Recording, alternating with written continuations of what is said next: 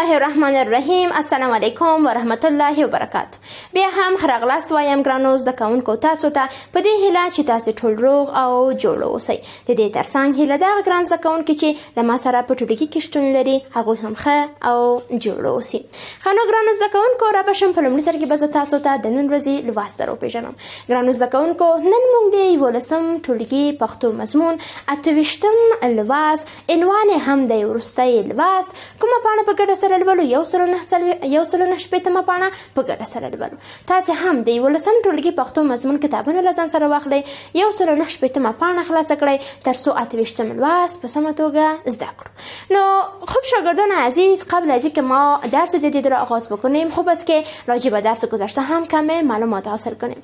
در درس گذشته شاگردان عزیز ما راجع به صلح خواندیم که صلح چی است، چی ارزش داره و همچنان یک شعری که گلپاچه الفت راجع به صلح نوشته کرده بود در ضمن ازی خود گلپاچه الفت را در درس دیروز ما شناختیم. امیدوارم که شما هم درس گذشته را به شکل درست یاد گرفته باشین. کارخانگی شمایی بود که بخش متن لنډیز یا خلاصه درس را میخوانید و همچنان بخش فعالیت ها را انجام میدین. پس آیا شاگردان عزیز کارخانگیتان را انجام دادین؟ هو استادی. بسیار خوب، آفرین. در اخیر درس حتما من کارخانگی شما را چک میکنم و شما هم هر مشکلی که داشتین میتونین از ما بپرسین و انشالله که بر شما پاسخ خواهد دادم.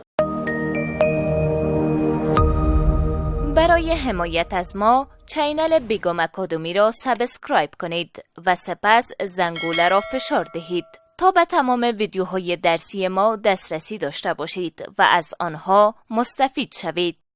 خب شاگردان عزیز پس حال هم میایم طرف درس جدید ما. قسمی که قبلا ما به شما گفتم ما امروز مضمون پشتوی صنف 11 درس 28 یعنی آخرین درس از این کتاب را بر شما امروز تدریس میکنم. امیدوارم که قسمی که از اول تا میمی درس آخری شما همیشه درس را گوش کردین یا مثلا توجه کردین، کارخانگیتان را انجام دادین، تکرار کردین، یاد گرفتین. همین گونه درس آخری را هم یاد بگیرین تا که بتونین از مضمون پشتوی صنف هم یک سلسله مطالب را یاد بگیرین. خب شاگردان عزیز عنوانش هم هست درس آخری یا اونمو آخرین درس. کدام صفحه 169.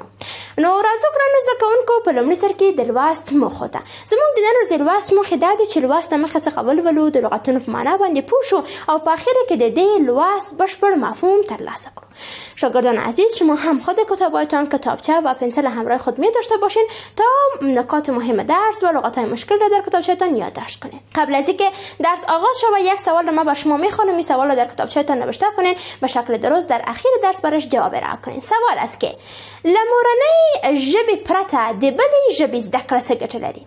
یعنی بر علاوه زبان مادری یاد گرفتن یک زبان دیگه چی فایده ها داره؟ یعنی چی ارزش داره؟ چی فایده داره؟ ما مثلا زبان مادری مادری است، من چرا زبان پشتو را یاد بگیرم؟ یا چرا من زبان انگلیسی یا چرا من زبان عربی را یاد بگیرم؟ یا مثلا اگه مثلا زبان مادری ما پشتو باشه من چرا زبان دری را یاد بگیرم؟ پس شما امی چرای از ایره که چرا و چی فایده داره باید شما جواباشو در کتابچه‌تان نوشته بکنید.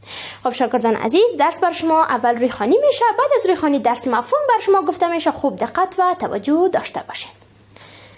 تاسو د دې کال په بهیر کې څو لوستونه ولوستل؟ نن مو وروستی لوست دی. څو ورځې وروسته به مو تعلیمي کال پای ته ورسیږي. د تعلیمي کال په بهیر کې به مو ډېر نوي څه زده کړل. اوس کولی شئ په پښتو ژبه خبرې وکړئ، کتابونه ولولئ، لیکل پرې وکړئ، که همداسې دوام ورکړئ. په پای کې به خپله مورنۍ ژبې ترڅنګ د یوې بلې ژبې پښتو ښه ویونکي او لوستونکي هم واوسئ. خب شاگردان عزیز یعنی ما این کتاب را آغاز کردیم و حالا هم رسیدیم به آخرین درس از این کتاب و در این مدت که ما این کتاب را خواندیم بسیار چیزها را یاد گرفتیم و حال هم شما قادر هستین که درس را به زبان پشتو بخوانین، کتاب را بخوانین، نوشته بکنین. اگر شما مقصم ادامه بتین، کوشش بکنین انشالله که در پهلوی زبان مادریتون که دری هست یا هر زبان دیگر شما میتونین که پشتو را هم به شکل درست یاد بگیرین. پس میم ای بخش هم ادامه میتیم. نن تاسو د 11م ټولګي د پښتو ژبې وروستی لوست لولئ. فکر وکړئ کله چې تاسو دا ټولګی نه ویل پیل کړ په پښتو ژبه مو ماتې ګوډې خبرې کولې. اوس وګورئ په پښتو ژبه ښې روانې او سمې خبرې کولی شئ، د نورو په خبرو پوهیږئ، نورو ته خپل ځان په سمه توګه ورپېژندلی شئ، د یو شمېر ټاکلو موضوعاتو په اړه خبرې کولی شئ، ان کولی شئ چې یوه غونډه کې په پښتو ژبه خپله بیانیه او وینا وړاندې کړئ. ګرانو زده کوونکو، تاسو د 11 ټولګي د پښتو ژبې په مضمون کې یوازې په پښتو ژبه غړېدل زده نه کړل، بلکې د پښتو ژبې او ادب، پښتو لرغوني ادب، کلاسیک ادب، معاصر ادب، نظم، نثر اړوند مو ډېر معلومات ترلاسه کړل. دا ټول ستاسو د یو کال د زیار او زحمت پایله ده. تاسو په هر مضمون کې همداسې نوي شیان زده کړي دي. فکر وکړئ که یو کال نور په 12 ټولګي کې هم همداسې په پوهنتون کې هر کال نوي شیان او معلومات ترلاسه کړئ، نو په پای کې به مو څومره نوي شیان زده کړي وي، څومره به ښه وي چې له خپلو زده کړو څخه د خپلې اسلامي ټولنې په رغنده جوړښت، سوکالۍ، آرامۍ او نیکمرغۍ کې کار واخلئ. وروستی لوست سره یو ځای د استاد ګل پاچا الفت د دعا د ترسرلیک لاندې نثر هم ولولئ. دعا: د ټول جهان واکداره، ته هر څه لري او هر څه کولی شي، د هر چا امید تا ته کیږي او هر څوک هر څه له تا غواړي.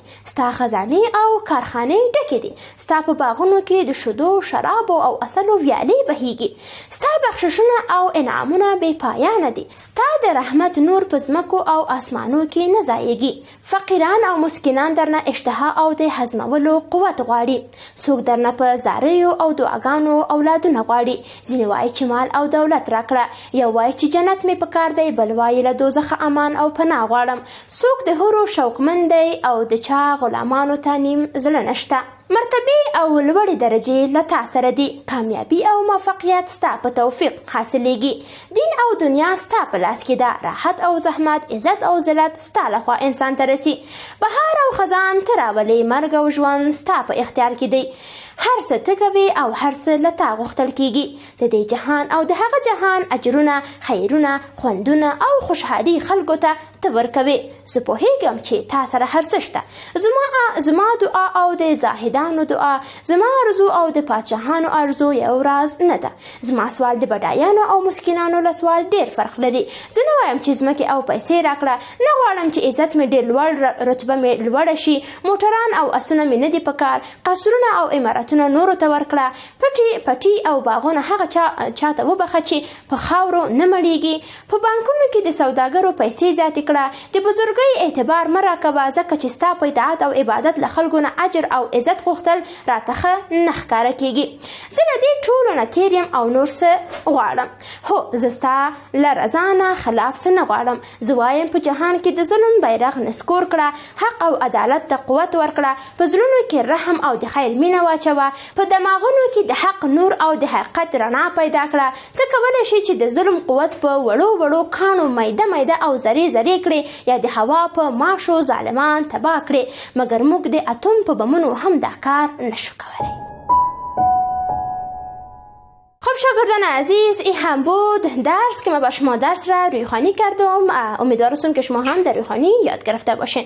خب شاگردان عزیز، حال هم متوجه تشریح درس باشین. شاگردان عزیز، در این قسمت بر شما یادآوری شده که شما امروز مضمون پشتوی صنف 11 را به اتمام رساندین. شما زمانی که اول این کتاب را آغاز کردین، یعنی بسیار به مشکل، بسیار مثلا به کندی شما درس را میخواندین و یا هم به معناش میفهمیدین، اما حالا ببینین که خوب روان خواندن میتونین، به گپای من میفهمین که من چی میگم و همچنان خود را به یک نفر دیگه معرفی کرده میتونین، درباره موضوعات بالای زبان پشتو صحبت کرده میتونین و همچنان اگر مثلا در یک مجلس شما بیاین و صحبت بکنین، میتونین که به زبان پشتو صحبت بکنین. پس نه تنهایی که شما راجع به زبان پشتو کم معلومات حاصل کردین که یعنی صحبت کرده تونستین، شما بعضی مطالب بسیار زیاد را مثل درباره ادبیات زبان پشتو، درباره نظم، درباره نثر، بسیار زیاد معلومات راجع به شاعرها، راجع به نویسندگان، بسیار زیاد معلومات چی کردین؟ به دست آوردین. اگه شما قسم ادامه بدین در صنف 12 هم در پهنتون، هم قسم در مثلا اگه شما مطالعه داشته باشین، هر روز یک چیز نو را یاد بگیرین.